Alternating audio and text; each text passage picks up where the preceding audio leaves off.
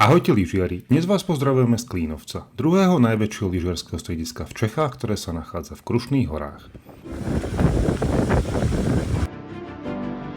Modrá zjazdovka Rando má dĺžku viac ako 5 km a pripomína skôr lesné prepojenie medzi hlavným vrcholom Klínovca a časťou strediska s názvom Neklid. V tejto časti orientovanej na juh nájdete športové červené zjazdovky, ktoré obsluhuje staršia trojsedačka.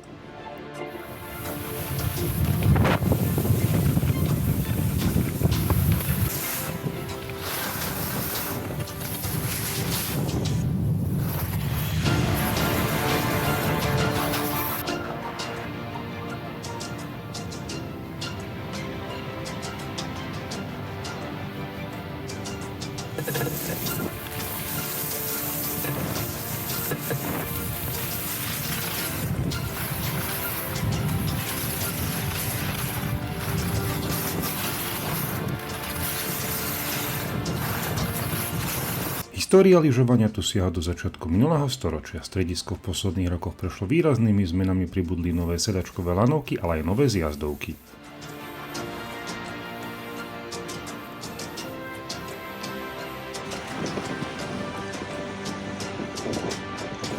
Počas našej návštevy panovalo naozaj mrazivé počasie, takže zjazdovky mali priam pretekársky ráz, boli tvrdé a ľadové. Na počte lyžiarov sa to však neodzrkadlilo. Výhodou však bolo, že aj po obede boli všetky trate v takmer perfektnom stave. Areál je svojou rozmanitosťou vhodný pre rodiny s deťmi a rovnako aj pre skúsených lyžiarov. Dlhé a miestami široké zjazdovky ponúkajú komfort aj pri vyššej návštevnosti strediska. Za nás môžeme toto stredisko, ktoré sa nachádza na severozápade Čech, iba odporúčať.